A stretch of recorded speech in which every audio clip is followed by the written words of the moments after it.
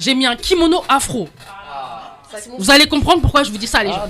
C'est un kimono afro parce que je me suis mis dans l'ambiance. Parce que. Super beau le kimono. Merci.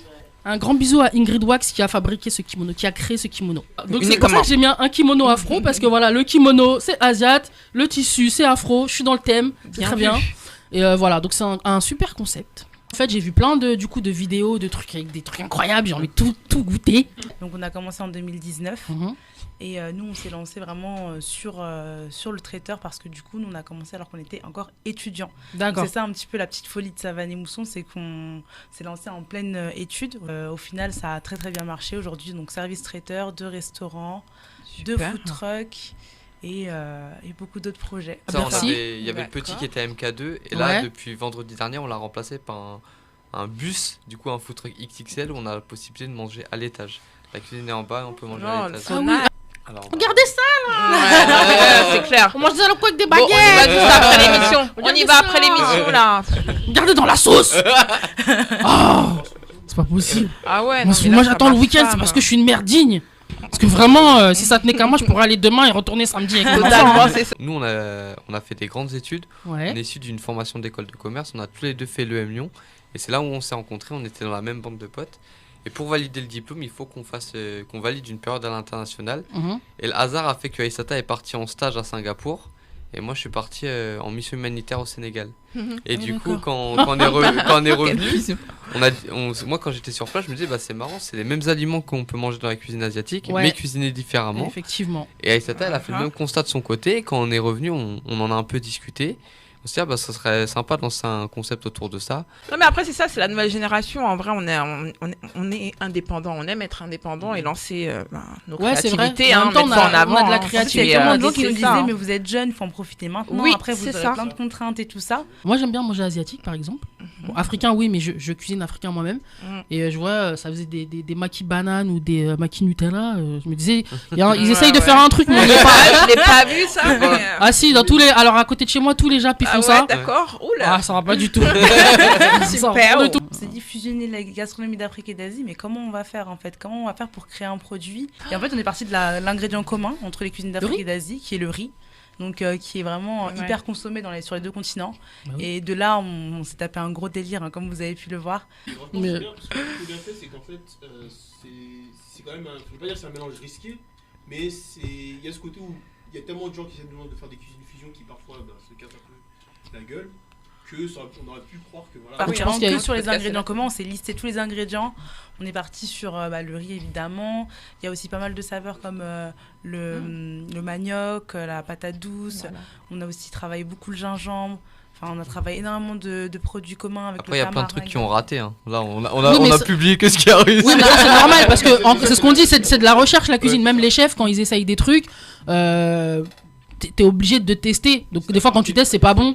Tant que le raté vous le servez à personne, c'est pas grave. À chaque fois que tu vois les photos, tu te dis oh là là, c'est gentil. Puis les noms aussi, c'est vraiment des noms exprès à chaque fois où ça mélange les deux. L'idée c'était vraiment de faire un voyage on a pris des capitales de chaque pays. Voilà, c'est ça. L'idée c'était vraiment d'inciter au voyage. Après la carte qu'il y a au restaurant, elle est différente de la carte qu'il y a au food truck et j'ai regardé les deux, carte qu'il y a au traiteur.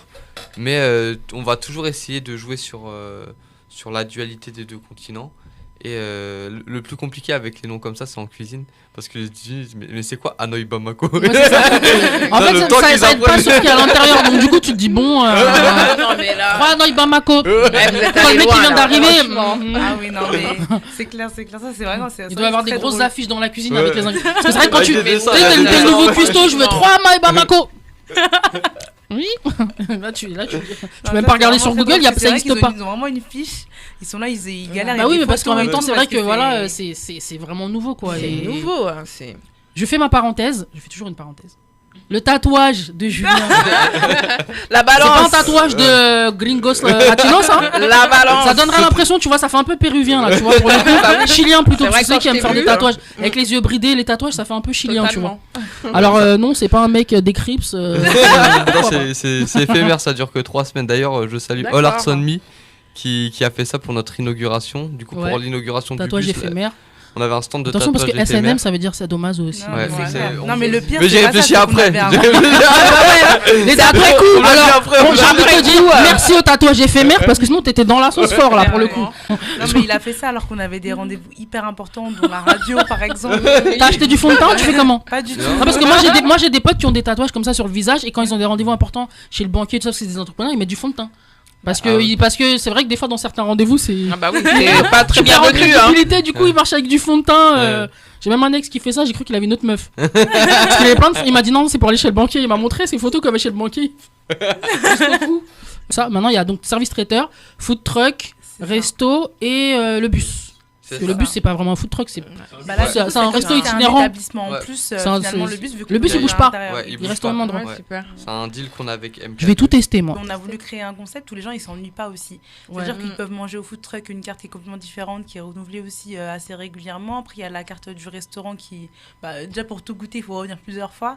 Et après s'il y a des événements d'entreprise ou des mariages ou ce genre de choses, on a aussi une carte qui est adaptée à tout ça. Donc franchement les clients en général, ça nous est déjà arrivé que quelqu'un mange au food truck le midi, le soir il ramène ses amis au resto ou sa femme et après le lendemain on va peut-être se faire un petit truc Lolo Gazzo Show chez Savane des Moussons on va prendre toute la team et puis on va venir manger chez vous et tout pour changer un petit peu, pourquoi non mais grave clairement.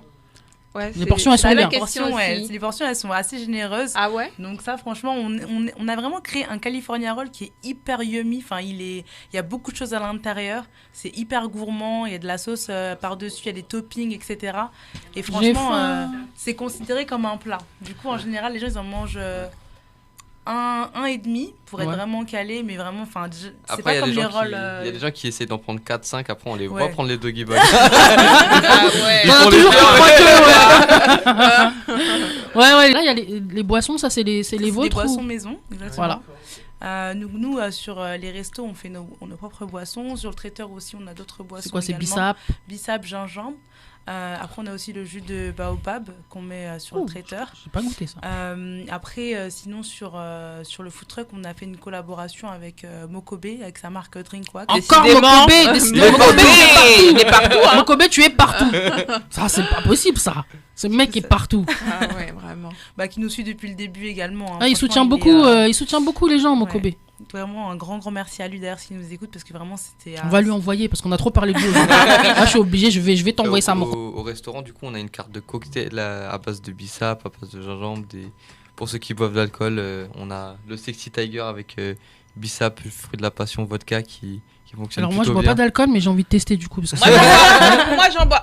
Je testerai à ta place. Moi je vais tester un peu, après je te laisserai le verre parce que moi après c'est pas bon. Je bois jamais, donc quand je bois ça va très très vite. Ouais c'est ce que j'allais dire pour le coup. Ouais bon pour non moi ça va pas du tout, mais j'ai envie de goûter parce que là du coup ça m'intrigue beaucoup. Ce genre de mélange. Tu bois pas d'alcool, on a même inventé le bubble tea au bissap. Ça ma fille elle va bien aimer ça parce que bubble tea c'est toute sa life. Je connaissais pas avant elle, c'est toute ça, voilà. Pareil, donc ça mais c'est vraiment bien ça. Vous prenez les tickets resto? Oui, jusqu'au 31 décembre.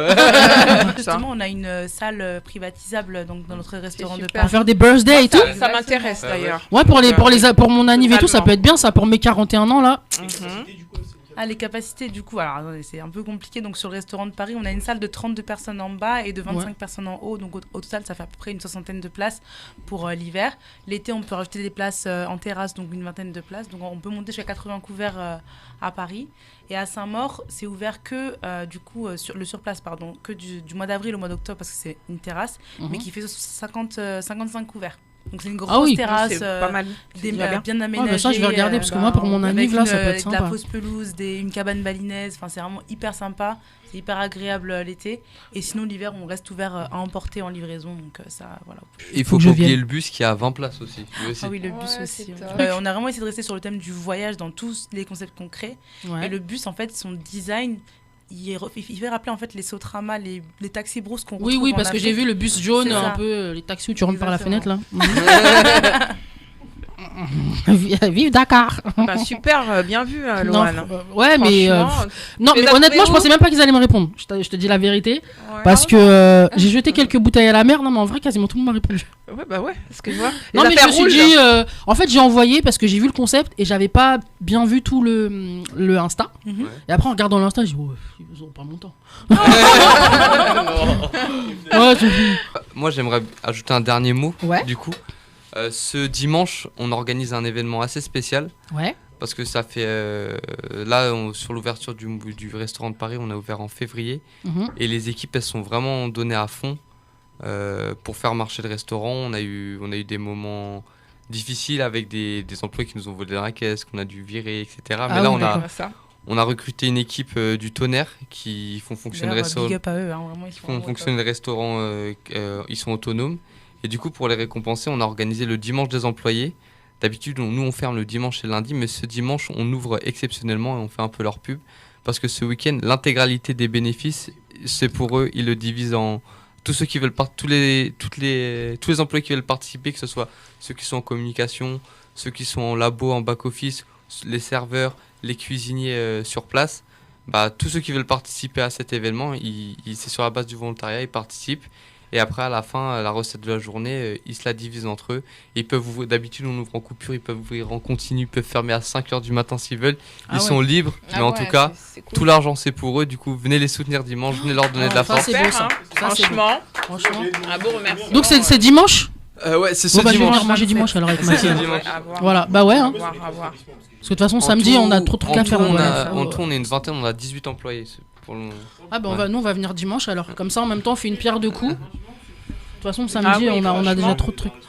Dimanche. On a essayé d'imaginer notre start-up un peu comme notre entreprise comme une start-up et en vraiment récompensant les talents, en valorisant vraiment les gens qui travaillent avec nous. Vous avez quel âge sans indiscrétion? On a 27 ans. 27 ans. Bah oui. C'est des petits. Vous avez déjà quand même 4 entités, c'est ça? Les 2 restos, plus le bus, plus le food truck? C'est ça. Voilà. En même pas 4 ans? Ouais, c'est ça. Sous Covid. Sachant qu'en plus, voilà. On a eu 2 ans et demi de gros Covid en plus. Bah oui. J'ai vu la dernière vidéo où quelqu'un est parti dans la rue faire goûter les gens. Je suis jamais là quand il y a des trucs comme ça. C'est ça. Parce qu'en plus, on a fait dégoûter des trucs, ça a l'air incroyable. Il y a des sauces de couleurs étranges. Tu vois, tu sais pas la sauce verte, tu sais pas si c'est wasabi ou si c'est la sauce verte du poulet. Donc tu dis faut goûter. On a essayé de tout rassembler dans un livre. On a eu la chance d'écrire un livre aussi avec les éditions Larousse qui sont venus par hasard manger chez nous. On savait pas qui ils étaient. Évidemment, ils ont été servis comme un client lambda. Mais au final, ils nous ont envoyé un mail le lendemain pour dire qu'ils avaient vraiment adoré et qu'ils voulaient écrire un livre sur notre histoire et sur 40 de nos recettes. Et du coup, là, le livre il est disponible à la Fnac. Magnifique. On vous le mettra dans le replay pour et ça c'est hyper valorisant pour nous et toutes les personnes qui mangent au resto et qui apprécient certaines recettes peuvent les refaire à la maison. Et dans le livre il n'y a pas les cocktails, mais ça t'inquiète pas, on pourra te mettre la petite recette. Envoie-nous un DM sur Insta, on va les recettes des cocktails. Franchement, vous pouvez être fiers de vous, je pense que vous l'êtes parce que je trouve que c'est incroyable ce que vous avez fait. Bah oui, clairement. Vraiment. J'attends de goûter pour continuer à dire c'est incroyable. Mais rien que le concept et tout, ça sort, c'est dégueulasse. C'est incroyable et assez inédit, je pense. Donc là, vous avez réussi à faire un truc Blasian, typiquement, et vous avez fait des bébés métis, quoi. Ouais, c'est ça. Des Blasian. C'est des petits bébés métis que vous avez créés, c'est exactement ça. Bah c'est ça. Donc en tout cas, bravo pour les bébés métis. Voilà. Et puis encore une fois, je vous applaudis encore parce que vraiment bravo. Rien à dire.